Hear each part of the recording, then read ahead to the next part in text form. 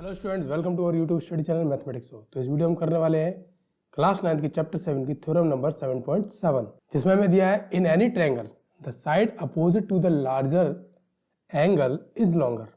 मतलब किसी भी ट्रायंगल में जो भी एंगल सबसे बड़ा होगा तो उसके सामने वाली साइड क्या होगी, सबसे बड़ी होगी। ठीक है, लेट्स सपोज कि अगर इसमें बी एंगल बड़ा है तो इसके सामने वाली कौन सी साइड है, एसी साइड है, तो ये साइड सबसे बड़ी होगी।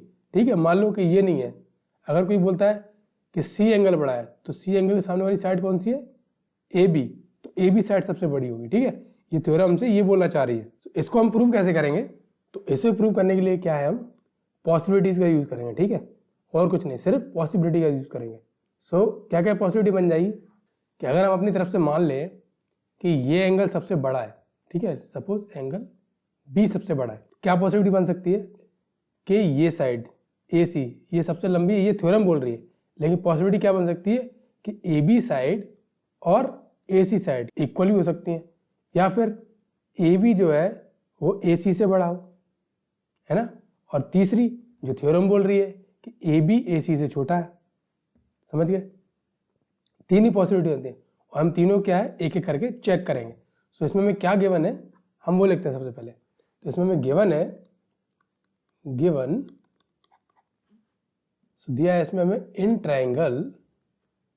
ट्रायंगल ए बी सी, इसमें हमें बोल रहा है कि एंगल बी, हम एंगल बी मान के चलते हैं। ठीक है, कि एंगल बी बड़ा है किसके, कौन सा एंगल लेना चाहते हो आप, कोई सा भी एंगल ले सकते हो, आप चाहे तो ये ले लें, आप चाहे तो ये ले लें। ठीक है, अगर आप ये दोनों एंगल लेना चाहते हो तो ये दो भी ले सकते हैं, एंगल ए एंगल सी, इन दोनों भी कर सकते हो।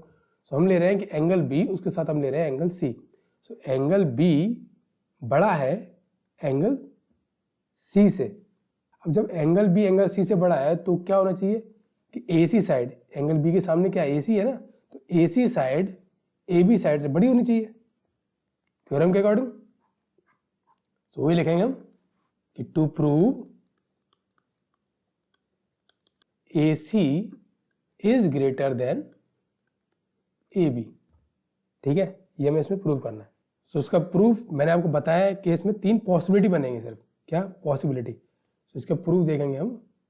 प्रूफ में क्या है, मैंने आपको बताया तीन पॉसिबिलिटी बनती, क्या, या तो ए बी और ए सी इक्वल हो सकती हैं इस कंडीशन के अकॉर्डिंग, ठीक है, या फिर इस कंडीशन लगाने के बाद ए बी बड़ी हो सकती है, ए सी छोटी हो सकती है, या फिर ए सी बड़ी हो सकती है, ए बी छोटी हो सकती है। ठीक है, तो हम ये तीनों पॉसिबिलिटी लिखेंगे कि in triangle A B C there are three possibilities. क्या, थ्री पॉसिबिलिटीज कौन कौन सी हैं, पहली कि ए बी इक्वल हो सकती है ए सी के, दूसरी है कि जो ए सी है वो छोटा हो सकता है ए बी से। ठीक है, और तीसरी क्या है, तीसरी है कि ए सी जो है वो बड़ा हो सकता है ए बी से। तो हम एक एक करके क्या है तीनों पॉसिबिलिटीज को चेक करेंगे। ठीक है, हमें क्या प्रूव करना है, हमें ये वाली पॉसिबिलिटी चेक करनी है। तो यानी अगर हम किसी भी तरह से ये और ये इन दोनों को अगर रॉन्ग प्रूव कर देते हैं तो सीधी बात है तीसरी ऑटोमेटिक राइट हो जाएगी, क्योंकि सिर्फ तीन ही कंडीशन बन सकती हैं, या तो ये या ये या ये, है ना, तीसरे के अलावा चौथी नहीं बन सकती। तो हम सबसे पहले ये वाली ले लेते हैं। सो हम देखें केस वन, ये हो जाएगा केस वन। केस वन में क्या है कि when A B is equal to A C, अगर ए बी ए सी के इक्वल होगा तो क्या होगा, तो एंगल बी जो है वो एंगल सी के इक्वल हो जाएगा, क्योंकि अगर ये साइड और ये साइड इक्वल हो गए तो इसके सामने वाले एंगल्स भी क्या हो जाएंगे, इक्वल हो जाएंगे। आइसोसेलेस ट्रायंगल की प्रॉपर्टी लग जाएगी ना कि ये दोनों साइड्स इक्वल होंगी तो इनके दोनों सामने वाले एंगल्स इक्वल हो जाएंगे। प्रॉपर्टी क्या थी, angles opposite to the equal sides are equal. इसको हम लिख देंगे कि angles opposite to equal sides are equal. But आगे लिखेंगे हम, बट हमें दिया है कि एंगल बी जो है वो एंगल सी से बड़ा है। ये तो कॉन्ट्रडिक्शन हो गया है ना। तो हम लिखेंगे कि दिस इज कॉन्ट्रडिक्शन। सो इसका मतलब है कि ए बी साइड जो है वो ए सी के इक्वल नहीं है। समझ गए। चलिए अभी क्या है, केस 2 लेते हैं हम, ठीक है। केस 2 क्या लिखते हैं हम, केस 2। केस 2 क्या कह रहा है कि when AC is less than AB, AC is less than AB, ठीक है। यानी AC अगर AB से छोटा होगा, तो हमने लास्ट थ्योरम में क्या प्रूव किया है, हमने लास्ट थ्योरम में प्रूव किया है कि लॉन्गर साइड के सामने वाला एंगल क्या होता है, बड़ा होता है। इसके हिसाब से क्या होना चाहिए, AC के सामने वाला एंगल कौन सा है, एंगल B, तो ये क्या हो जाएगा, छोटा हो जाएगा, ठीक है। इसके हिसाब से क्या होना चाहिए कि एंगल B जो है वो छोटा होना चाहिए एंगल C से, है ना, ये होना चाहिए।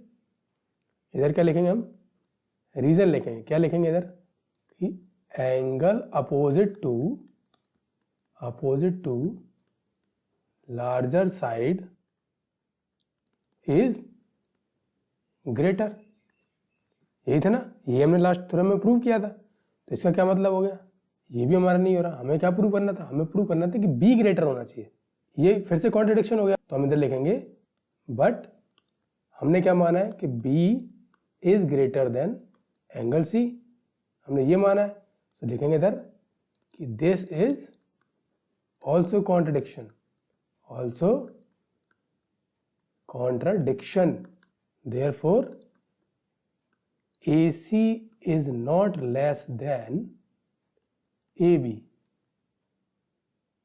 समझिए। अब रेस्ट क्या बचा, केस 3। तो अब सीधी बात है, अगर ये दोनों इक्वल नहीं है, ये साइड इस साइड से छोटी नहीं है, तो तीसरी केस बचता है कि ये साइड इस साइड से क्या है, बड़ी है। उसको हमें बताने की जरूरत नहीं है, ठीक है, क्या है, बड़ी है। तो हम इधर लिखेंगे कि केस 3, इसको हमें बताने की जरूरत नहीं है, इसको हम डायरेक्ट लिख सकते हैं। समझ गए। तो केस 3 क्या है, केस 3 है when AC is greater than AB, thus we are left with the only possibility, क्या, with the only possibility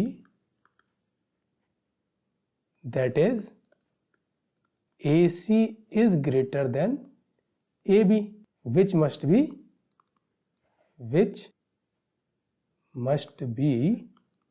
true, ठीक है। So hence क्या हो जाएगा, AC is greater than AB, यही हमारा फाइनल आंसर हो जाएगा। hence proved लिख सकते हो, hence proved। पूरी थ्योरम थ्योरेटिकल है ये, समझ गया। क्या क्या था हमारे, हमने 3 पॉसिबिलिटी ली थी, AB is equal to AC, AC is less than AB और AC is greater than AB। First case लगाया हमने, एंगल B एंगल C के इक्वल हो गया। जो हमने लेट किया था उससे क्या था, उल्टी हो रहा था, तो वो हमारी नहीं लगी। उसके बाद हमने क्या लिया था, AC is less than AB, और जब हमने लिया था, जो हमने माना था, लेट किया था कि angle B is greater than angle C, तो उसका जस्ट उल्टा आ रहा था। तो ये भी पॉसिबिलिटी खत्म हो गई। तीसरी पॉसिबिलिटी क्या बच रही थी हमारे पास, AC is greater than AB, है ना, वही पॉसिबिलिटी बची थी लास्ट। तो सीधी बात, जब 2 गलत हो गई तो तीसरी को राइट होना ही होना है, ठीक है। आइदर इक्वल और लेसर और ग्रेटर। ट्रायंगल में 3 ही चीज होती है साइड से रिलेटेड, या तो वो बड़ी होगी या छोटी होगी या फिर बराबर होगी। समझ गए आप। आई होप आपको ये थ्योरम बहुत अच्छे समझ में आई होगी।